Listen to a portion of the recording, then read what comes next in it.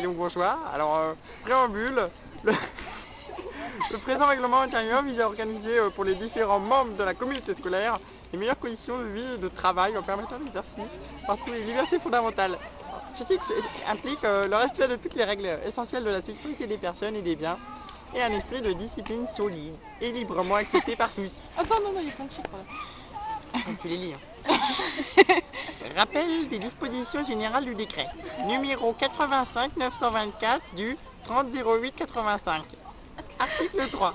Le règlement intérieur adopté par le conseil d'administration définit les droits et les devoirs dans le respect de chacun des membres de la communauté scolaire.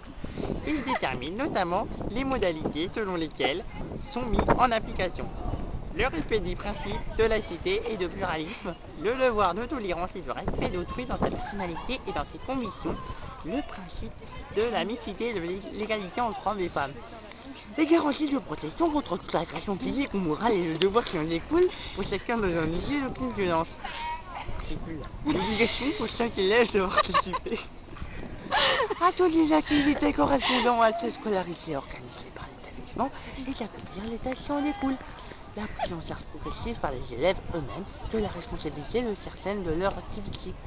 Le règlement intérieur est porté à la connaissance des membres de la communauté scolaire. Tout manquement justifie la mise en œuvre d'une procédure disciplinaire ou de poursuite appropriée. Cas des élèves majeurs, circulaire du 13-09-74. Conformément à la circulaire du 13-09-74 de Monsieur le ministre de l'Éducation, la majorité civile permet aux élèves concernés de se substituer à leurs parents dans les actes les concernant. Sauf prise de position écrite de l'élève majeur, les parents seront cependant destinataires de toute correspondance le concernant, relevé de notes et d'appréciation, avis d'absence, convocation, etc. Signataires de toute demande d'autorisation et de toute pièce officielle, informés de tout fait se rapportant à sa scolarité. Lorsque l'élève s'y opposera, les parents en seront avisés.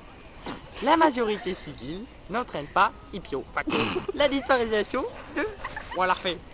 La majorité civile n'entraîne pas ipso facto la disparition de l'obligation d'entretien que les parents doivent assurer.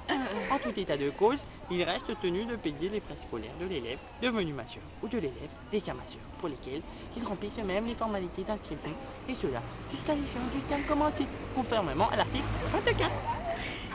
Quand l'élève majeur reste à la charge de la famille, il est délivré à celle-ci un certificat de scolarité qui lui donne la possibilité de faire valoir au regard de la législation fiscale et sociale toute perturbation dans la scolarité susceptible de mettre les parents en contravention vis-à-vis de cette législation, absence répétée et injustifiée, abandon d'études, leur sera signalé sans retard. L'élève majeur, dans le cas où il ne sera plus à la charge de ses parents, devra fournir l'engagement écrit de régler tous les frais liés à la scolarité, internat ou de migration, à salle de livres et du matériel scolaire réglementaire, etc.